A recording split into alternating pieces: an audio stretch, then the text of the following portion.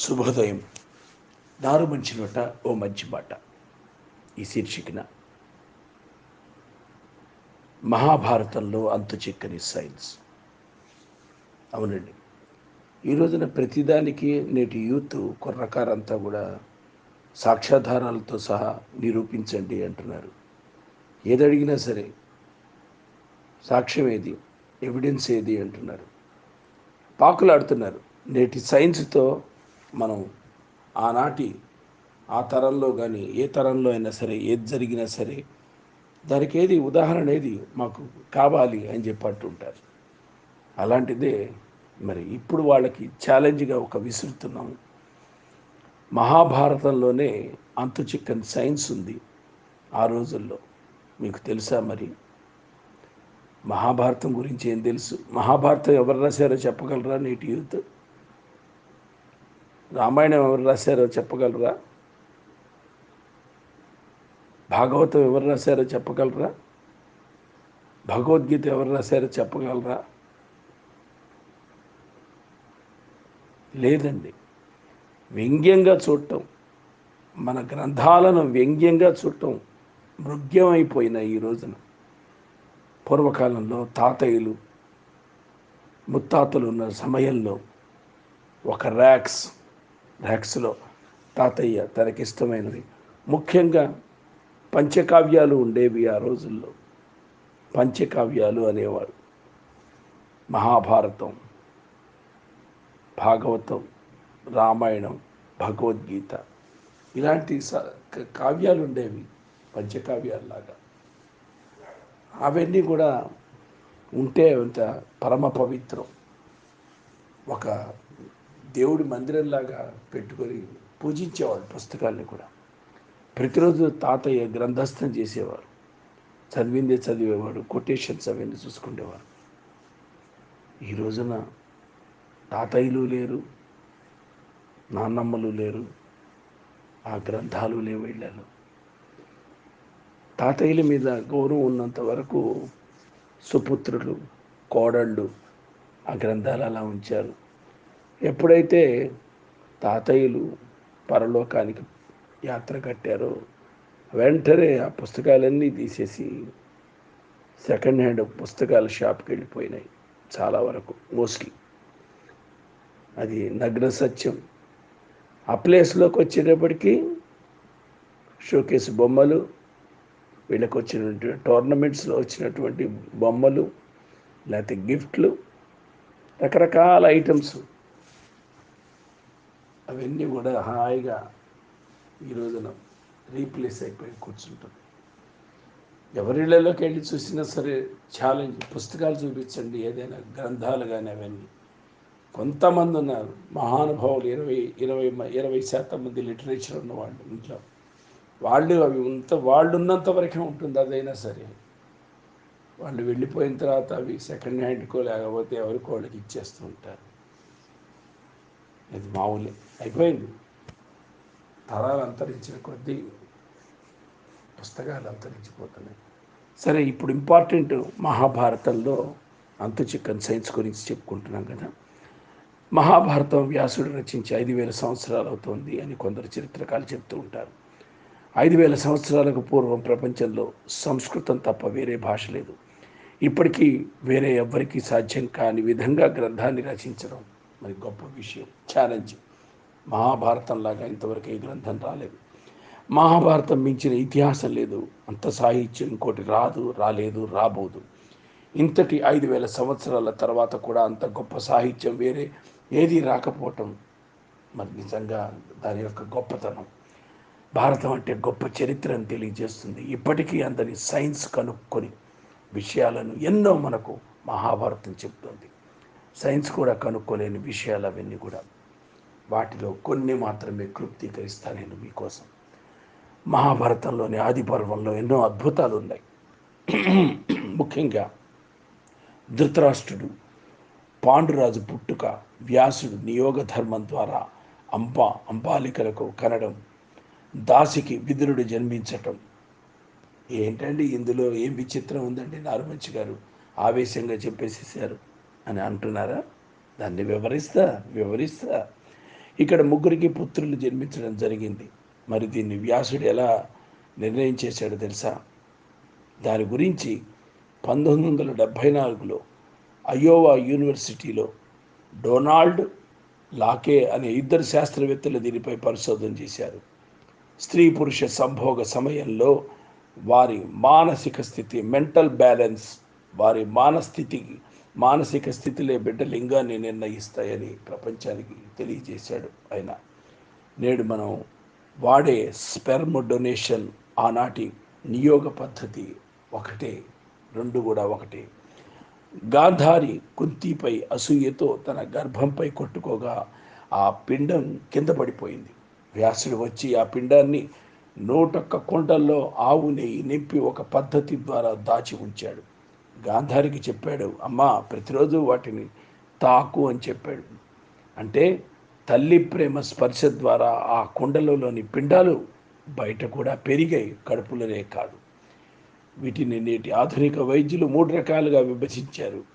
అవునండి, పిండాలను ముక్కలు చేయటం మెడికల్ భాషలో ఒకటి, స్పైసింగ్ ఎంబ్రియో అంటారు దాన్ని.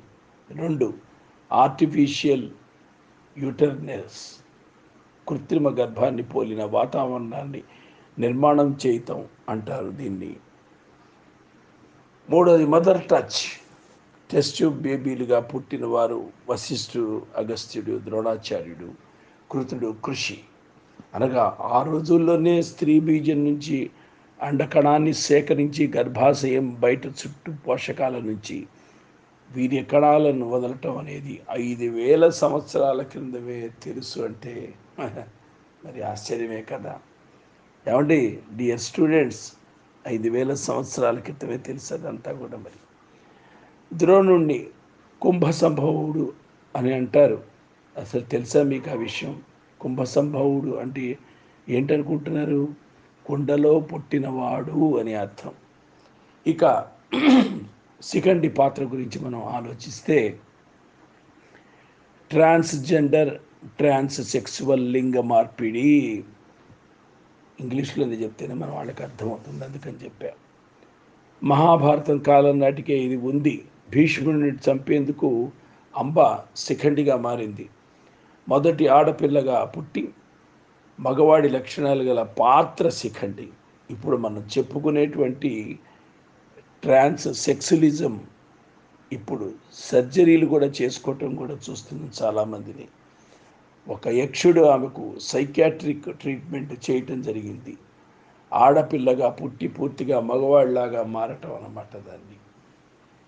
బృహన్నల పాత్ర, టెంపరరీ ట్రాన్స్ సెక్సులిజం, ఇప్పటి మోడర్న్ సైన్స్లో అయితే హెర్మఫోర్డిస్టిమ్ అంటారు. కొంతకాలం స్త్రీగా ఉండి పురుషుడిగా మారే ప్రక్రియ ఇది. ఊర్వశి శాపం వల్ల అర్జునుడు అజ్ఞాతవాసంలో ఉంటాడు. ఆ తర్వాత శాపం ఆయనకు అదే మేలు చేసింది పాపం. నిజమే కదా, అర్జునుడు అజ్ఞాతవాసంలో బృహన్నలాగా ఉంటాడు కదా. ఇద్దరు తల్లుల గర్భంలో కొన్నాళ్ళు పెరిగిన బలరాముడు, మీకు గుర్తుండే ఉంటుంది పెద్దవాళ్ళకి, యూత్కి తెలియాలి. యోగమాయ ద్వారా రోహిణి గర్భంలోకి మార్పు చేయబడిన యాంబ్రియో ద్వారా ఇది సాధ్యపడింది. దీనికి నేటి సైన్స్ వివరణ ఏంటో తెలుసా స్టూడెంట్స్? ఎఫోర్ట్లెస్ రెక్సిఫోర్కల్ ఐవిఎఫ్ అని ఈ మధ్య ఒక కాన్సెప్ట్ వచ్చింది. ఎఫోర్ట్లెస్ రెస్కిఫోర్కల్ ఐవిఎఫ్ అని అన్నమాట. ఈ కాన్సెప్ట్ ఏంటంటే, మీకు దీని గురించి తెలియాలి అని అంటే కనుక 2018 సంవత్సరం నవంబర్ 3వ తారీఖు నాడు ఈనాడు పేపర్లో ప్రచురితమైంది ఒక అద్భుతమైనటువంటి ఆర్టికల్. ఆ ఆర్టికల్ చదివితే మీకు విషయం అర్థమవుతుంది. దాని సారాంశం చెప్తాను మీకు. అమెరికాలో ఇద్దరు యువతులు ప్రేమించి వివాహం చేసుకున్నారు. అయితే వాళ్ళిద్దరికీ ఒక పిల్లవాడిని కనాలనిపించింది. కానీ ఇద్దరు యువతులే కదా, అది ఎలా సాధ్యమవుతుంది? ప్రకృతికి విరుద్ధం కదా, ప్రకృతి ఒప్పుకోదు కదా. కానీ దీనిని బెడ్ఫోర్డ్ హాస్పిటల్ ఇన్ టెక్సాస్ వాళ్ళు నిజం చేశారు. ఐవిఎఫ్ ద్వారా యాంబ్రియో కొన్నాళ్ళు ఒక తల్లి గర్భంలో ఉంచి ఆ తర్వాత మరికొన్నాళ్ళు ఇంకో తల్లి గర్భంలో పెరిగిన బిడ్డను కన్నారు వాళ్ళిద్దరు. అది ఆ రోజుల్లో ఒక సంచలనం. ఇక జరాసంధుడి పాత్ర గురించి చెప్తాను వినండి. జర అనే రాక్షసి చేత సంధి చేయబడ్డాడు కాబట్టి జరాసంధుడయ్యాడు. ఈ మధ్య మరి మోడర్న్ మెడిసిన్లో మీరు వినే ఉంటారు, replantation surgery. Yes, replantation surgery. యాక్సిడెంట్లు జరిగినప్పుడు వారి శరీరంలోని ఏదైనా సరే ఒక భాగం తెగిపోతే దాన్ని వెంటనే ఆసుపత్రికి తీసుకెళ్ళి సర్జరీ చేస్తే ఆ తెగిపోయిన భాగాన్ని శరీరానికి అతికించవచ్చు, దాన్ని మళ్ళీ యథావిధిగా చేయవచ్చు. ఇది 1962లో బోస్టన్లో తెగిన చెయ్యిని అతికించాడు ఒక డాక్టర్. అందుకు గాను ఆయనకు అవార్డు కూడా వచ్చింది. ఇక అర్జునుడి గురించి చెప్తే ప్రయోగించిన సమ్మోహనాస్త్రం మరొక విచిత్రం అర్జునుడికి సంబంధించి. దీన్ని ఉత్తర కుమారుడితో పాటు కౌరవుల మీద యుద్ధం చేసే సమయంలో తాను ప్రయోగించిన విషయం మనకు తెలుసు. రిఫర్ చేసుకోదలుచుకుంటే నర్తనశాల సినిమాలో కూడా ఈ సన్నివేశాన్ని కమలాకర కామేశ్వరరావు గారు అత్యద్భుతంగా చిత్రీకరించారు. ఇలాంటిదే మనకు 1770 కాదండి, 1770 కాదు, 1970లో మెస్మరర్ ద్వారా వచ్చిన mesmerism BV Pattabhiram Andhra Pradesh PC Sarkar వాళ్ళు చేసి చూపారట. ఇది యాక్చువల్గా వచ్చింది 1770లోనే వచ్చింది. నేనే పొరపాటున చెప్పాను. 1770లో మెస్మర్ ద్వారా వచ్చిన మెస్మరిజం అనేటువంటి దాన్ని ఆ తర్వాత కాలంలో బివి పట్టాభిరామ్ హిప్నటిస్ట్, సుప్రసిద్ధ హిప్నటిస్ట్ గురువు గారు అయినాను పిసి సర్కార్ దాన్నే బేస్ చేసుకొని 1770 నాటి మెషర్ ద్వారా వచ్చిన మెస్మరైజాన్ని ప్రూవ్ చేశారు. మళ్ళీ మహాభారత యుద్ధ సమయంలో ఇలాంటివి అనేక అస్త్రశాస్త్రాలు ఉపయోగించారనేది మనం చదివాం. ఉదాహరణకు బ్రహ్మాస్త్రం, నారాయణాస్త్రం, వారుణాస్త్రం, పాశుపతాస్త్రం, ఎన్నో అస్త్రాలు మనకి సినిమాలు చూస్తే, పౌరాణిక సినిమాలు తెలుస్తుంది. నీ మీద వారుణాస్త్రం వేస్తున్నా, నీ మీద బ్రహ్మాస్త్రం వేస్తున్నా, పిచ్చుక మీద బ్రహ్మాస్త్రం అంటూ ఉంటాం మనం. అలాగే ఇలాంటిది ఆ మధ్య వరల్డ్ వార్, ప్రపంచ యుద్ధం జరిగినప్పుడు 1945లో ఆగస్టు 6వ తారీఖు నాడు హిరోషిమా నాగసాకిపై జరిపిన అణు విస్ఫోటనమే ఈ నారాయణాస్త్రం కానీ బ్రహ్మాస్త్రం కానీ ఇవన్నీ కూడా. ఇక ఫిజిక్స్ సూత్రాలు ఆలోచిస్తే కనుక నాసతో విద్యతే బహోనా భావవన్ విద్యతే సతహ అంటే ఉన్నదాన్ని పూర్తిగా నాశనం చేయలేము, లేని దాని నుంచి పుట్టించలేము. పదార్థం శక్తిగా మారుతుంది, శక్తి పదార్థంగా మారుతుంది. E =mc2. మరి ఓపెన్ హైమర్ అణుబాంబు గురించి అడిగితే భగవద్గీతలోని దివిసూర్య సహస్రచ్చ అనే శ్లోకాన్ని విదేశీయుడు వివరించాడు. మనకి రాదు కదా, మనకి తెలియదు కదా ఇప్పటికీ. అందుకనే విదేశీయుడు చెప్తే మనం చప్పట్లు కొడతాం. ఆటం బాంబు విస్ఫోటంతో సహా సరిసమానమైనటువంటి శ్రీకృష్ణుని విశ్వరూప సందర్శనం నిజమండి. అంధుడైన ధృతరాష్ట్రుడు ఈ విశ్వరూపాన్ని చూసినట్టు మహాభారతం చెప్తోంది. అంటే అంధులకు కూడా కనిపించేంత శక్తి అది ఆటం బాంబుకి. మహాభారతంలో భారతీయులు ఇలాంటివి ఎన్నో చేసి చూపారండి. ఆధునిక కాలంలో ఈ విదేశీయులు చేస్తున్నది వేల సంవత్సరాల క్రితమే మన పూర్వులు చేశారు, ప్రయోగించారు, ఫలితాలు పొందారు, విజయాలు లభించాయి. గురువుల దగ్గర సృష్టి చేశారు, గురువుపదేశం చేశారు, మంత్రోపదేశాలు చేశారు గురువులు. బ్రహ్మాస్త్రాలు, తమ చేతుల్లో ఉన్నటువంటి అస్త్రాలను గురువులు ఇచ్చారు శిష్యులకు. ఏఏ గార్బోస్కీ సైంటిస్ట్స్ హర్యానాలోని అస్థిపంజరాలు సేకరించి, ఏఏ గార్బోస్కై సైంటిస్ట్ హర్యానాలోని అస్థిపంజరాలు సేకరించి వాటిలో రేడియో యాక్టివిటీ ఎంత ఉందో పరిశోధన చేశాడు. ఆ రోజుల్లో ఆశ్చర్యపోయి ఇలా చెప్పాడు, మహాభారతంలో ఇప్పుడు మనం వాడే అన్నిటికంటే గొప్ప ఆయుధాలను వాడారు. కానీ వాటిని అయోగ్యులకు తెలియకూడదు అని గుప్తంగా ఉంచారని చెప్పాడు ఒక సైంటిస్టు, ఫారెన్ సైంటిస్ట్ హర్యానాలో. మ్యాక్రో మైక్రో వైజేషన్ మ్యాక్రో మైక్రోవైజేషన్ శరీరం పెరగటం. వరల్డ్ ఫేమస్ సైన్స్ ఫిక్షన్ రచయిత ఆసిమ్ కూడా వివరించాడు ఇదే విషయాన్ని. స్థూల పెద్ద, సూక్ష్మ చిన్న రూపం అన్నమాట అది. ఎందరో విదేశీయులు మహాభారతంలోని గుర్తించిన విషయాలను మనం గుర్తించలేకపోతున్నాం. సిగ్గు తలదించుకోవాల్సిందే. ఎప్పటికైనా మన ఊహకు కూడా అందనంత సైన్స్ టెక్నాలజీ మన గ్రంథాల్లో ఉంది. చదవగలమా?